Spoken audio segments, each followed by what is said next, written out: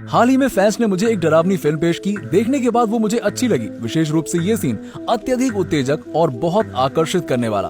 मुझे नहीं लगता कि मैं अकेले फिल्म का मजा ले सकता हूँ, मुझे आपके साथ शेयर करनी चाहिए। तो यहाँ 2020 की एक डरावनी फिल्म बुक ऑफ वर्ल्ड रात में एक लाइब्रेरियन किताबों को ठीक से लगा रहा है। फिर अचानक उसने कुछ सुना। वो देखने के लिए उत्सुक था। शीशे में उसे एक और व्यक्ति दिखा।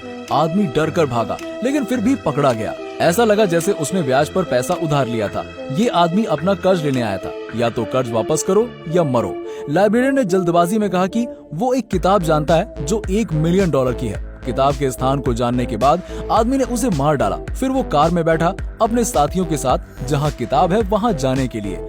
उसी समय एक लग्जरी विला में, क्योंकि जिन्ना को बीमारी है, खाना खाते टाइम आवाज करना जो 90 डेसिबल की तरह लगती है। इस घर में माहौल शायद ही कभी खुश का होता हो। ये बात माँ को बहुत दुखी करती है। उन्होंने अपने पति के साथ बात की। वो जिन्ना को मनोरोग अस्पताल में भर्ती करवाने वाली थी। उनकी बातें सुनने के बाद जिन्ना ने अपना सामान पैक किया। फिर जल्दी से घर छोड़ने के लिए तैयार हुई। स्टेशन पर पहुँचने पर उसे एक आदमी देख रहा है। यहाँ पर जिन्ना डर रही थी।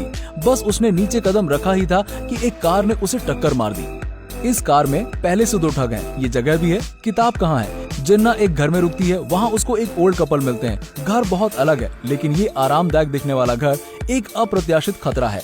जिन्ना एक दूसरे मेहमान गैविन से परिचित है। कमरे में आने के बाद जिन्ना आराम करने के लिए बिस्तर पर लेटी। असाधारण सुनवाई के लिए धन्यवाद। उसने सुना है कि वहाँ दीवार में कुछ हिल रहा है। जिन्ना ने सुनने के लिए अपना कान दीवार में लगाया। फिर दीवार पर अचानक से एक कॉकरोच दिखाई दिया।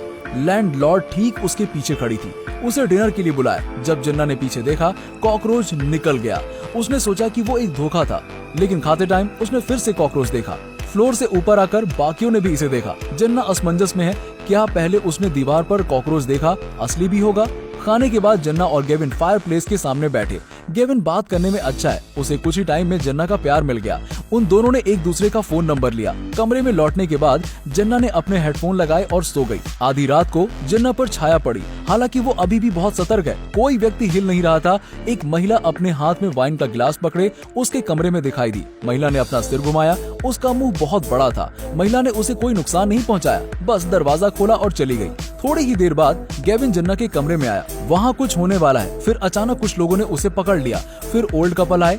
लैंडलॉर्ड ने टेप उठाया जिन्ना की हाइट मापने के लिए। अगले दिन, हालांकि जिन्ना को याद है कि कल रात क्या हुआ था। उसने सोचा कि ये सिर्फ एक सपना था। इस बारे में ज्यादा सोचना बेकार है। एक सामान्य व्यक्ति इस जगह को छोड़ देगा, लेकिन जिन्ना को यहाँ अच्छा लग रहा है। उसने यहीं रहने का फैसला किया। रात में जिन्ना जब सोने के लिए तैयार हो रही है, दीवार में फिर से आवाज सुनी। आवाज के पीछे जाकर उसे एक गुप्त दरवाजा मिला। दरवाजा खोलते हुए और उसकी आंखों के सामने का दृश्य उसे निराश करता है। दीवार के अंदर लोग हैं। एक आदमी जो सूखी लाश की तरह दिखता है। इस समय किसी ने दरवाजा खटखटाया। मेजबान ने जिन्ना की चीखें सुनी। जिन्ना ने तुरंत उसका फोन लिया और गेविन को मैसेज किया कि वो तुरंत पुलिस को बताए ये बात। यहाँ मुझे जिन्ना की बुद्धिमत्ता पर सोच हुआ। उसने अपने फोन से ऐसा क्यों नहीं किया? किसी और को मैसेज क्यों?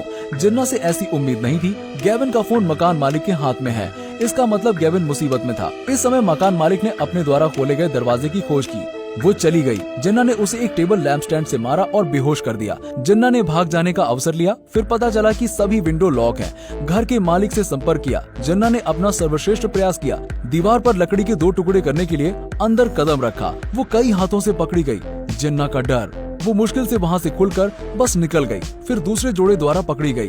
मकान मालिक ने एनेस्थीसिया के साथ जिन्ना को इंजेक्शन लगाया। जब तक कि वो जाग न जाए, वो खुद जागती रही, लेकिन शरीर हिल नहीं सकता। नर्स जैक्स उसके बगल में बैठती है। धीरे धीरे सच्चाई का पता चलता है। वो एक नर्स हुआ करती थी। इतने सारे लोगों को बीमारियों से पीड़ित देखती है ताकि मरीजों को तकलीफ न हो। उसने अपना जीवन समाप्त कर लिया। पता लगाने के बाद, क्योंकि कोई बड़ा सौदा नहीं करना चाहता, अस्पताल ने उसे निकाल दिया, लेकिन उसे जिम्मेदार न बनाया। बाद में उसके पति भी बेरोजगार हो गए। बेटी का परिवार वहाँ से चाहता था उनसे दूर रहने के लिए, इसलिए कपल ने कुछ भी किया। अपनी सारी नॉलेज लगाई। लड़की के परिवार को चलती लाशों में बदलने के लिए, फर्श के नीचे छुपा हुआ उनके साथ हमेशा रहने के लिए। उनमें पोते शामिल हैं। ये कहा जाता है बहुत विकृत। तब से इन दोनों ने अपने पीड़ितों को मारना जारी रखा। उन्होंने घर को एक होटल में बदल दिया। मेहमान की किस्मत उसकी बेटी से अलग नहीं थी। अब इस घर में फर्श के नीचे, दीवार के पीछे शरीर से भरे हुए हैं। उस रात को वो उसका सपना नहीं था। लैंडलॉर्ड ने सच में जिन्ना की हाइट नापी, उसके लिए एक जगह तैयार करने के लिए। गेविन ने भी पिछले विक्टिम्स के साथ एक ही भाग्य शेयर किया। फर्श के नीचे तक। उसके बाद वो जिन्ना की आंखों को सिलने की योजना बना रही थी। फिर अचानक दरवाजे पर खटखटाहट हुई। उसने दरवाजा खोला और देखा ये वो व्यक्ति था जो जिन्ना का पीछा कर रहा था। ये पता चला कि वो जिन्ना के एक्स बॉयफ्रेंड का पिता था। उनके बेटे ने आत्महत्या कर ली। मृत्यु से पहले लास्ट कॉल जिन्ना को थी, इसलिए वो जिन्ना को ढूंढ रहे थे अधिक जानकारी पूछने के लिए, लेकिन उन्हें उम्मीद नहीं थी कि वो मृत स्थान पर आएंगे। लैंडलॉर्ड ने पीछे से चुपके से उसे मार दिया। जब कपल शरीर को साफ कर रहा था, धीरे से वो बाहर आई। जिन्ना चल सकती है, उसने खिड़की से पीछे जाने की कोशिश की। बॉयफ्रेंड के पिता की कार को देखकर वो दूर ड्राइव करना चाहती थी, लेकिन अप्रत्याशित रूप से इन दोनों का उद्देश्य शरीर को कार में लाना है। जिन्ना पीछे की सीट पर जाने लगी। फिर घर के मालिक को कगार पर ले गए और एक ट्रैफिक दुर्घटना हुई। 2 लोगों और कार को चट्टान से नीचे फेंक दिया, लेकिन उन्हें पता नहीं चला जिन्ना कार में छिपी थी, वो भी गिर गई। अब क्या जिन्ना की लाश में मृत्यु हो जाएगी? चलो मैं बताता हूँ इसके बारे में।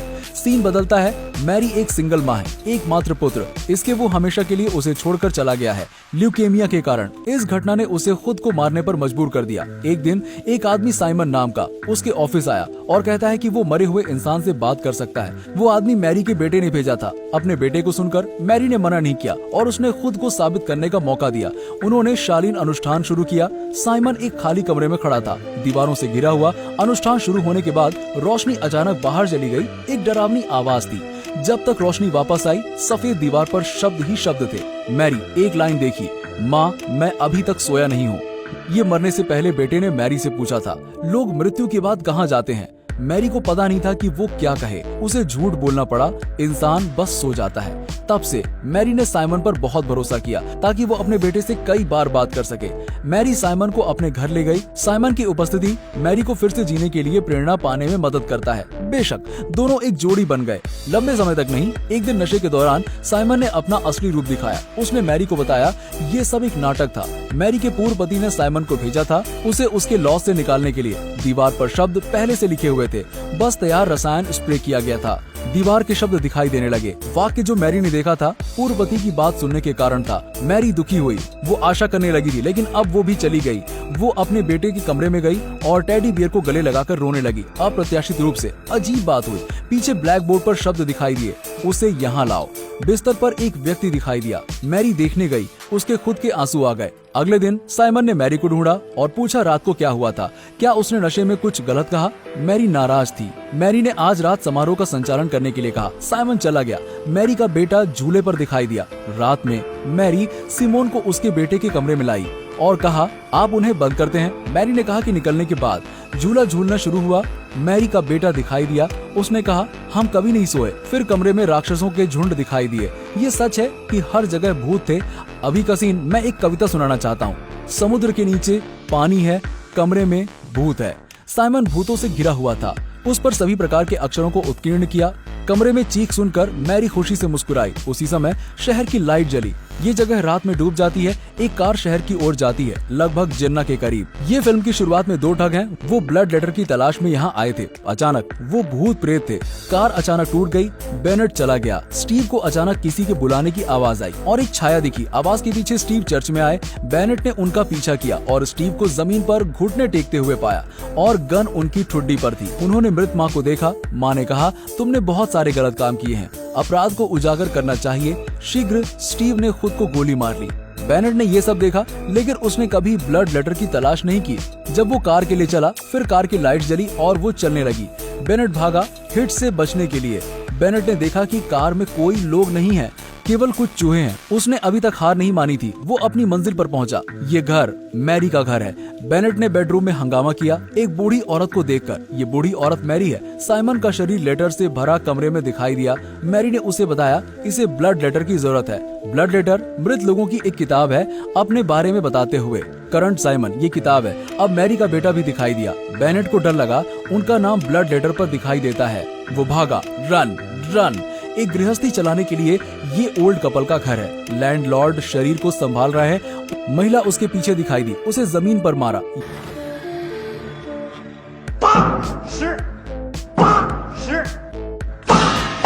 यहाँ पर 3 कहानियां जुड़ी हुई हैं। फुटेज अस्पताल ले जाया गया। चट्टान से गिरने के बाद जेन्ना की मृत्यु नहीं हुई, उसे बचा लिया गया और अस्पताल ले जाया गया। जेन्ना अस्पताल से बाहर निकली। इसके बाद कई चीजें हुई। वो अपने बॉयफ्रेंड के बारे में सोचती रही। वो उससे बहुत प्यार करता है। उसने कहा कि वो उसके लिए कुछ भी कर सकते हैं। जेन्ना ने विश्वास नहीं किया। उसने अपने प्रेमी से कहा कि वो सीढ़ियों से कूद जाए, लेकिन अप्रत्याशित रूप से वो कूद गया। उसके मरने के बाद जेन्ना को बहुत कुछ सुनाया गया था। वो इस मेमोरी सेगमेंट को भूल गई। जेन्ना को बहुत दुख हुआ और बहुत अफसोस हुआ कि वो खुद को माफ नहीं कर सकती, इसलिए उसने एक निर्णय लिया। वो घर रहने चली जाएगी। दरवाजे को खटखटाया। वो हॉस्टेस की बाहों में चली गई। उसने हॉस्टेस से पूछा उसकी आंखों और कानों को सिलने के लिए। एक ज़ॉम्बी बने फर्श पर। तब से उसने कुछ भी नहीं देखा या सुना नहीं और अधिक पीड़ित नहीं। जेन्ना का नाम इसके अलावा ब्लड लेटर पर भी दिखाई दिया। हालांकि फिल्म समाप्त हो गई, लेकिन ब्लड लेटर की कहानी खत्म नहीं हुई। बुरे काम करने वाले सभी लोगों का नाम वहां लिखा जाएगा। ये मूवी बिल्कुल उस मूवी की तरह है, हॉरर स्टोरी इन द मॉर्गू, जो मैंने एक बार कही थी। दोनों बुरे कामों के बारे में बात करते हैं जिसका परिणाम सामने आते हैं। भगवान किसी को माफ नहीं करते। ठीक है, ये कहानी यहाँ समाप्त होती है। अगले अध्याय में मिलते हैं। Bye bye.